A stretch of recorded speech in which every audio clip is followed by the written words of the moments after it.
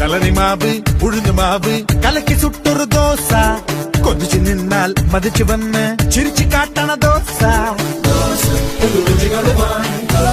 പല പലതരമാണ്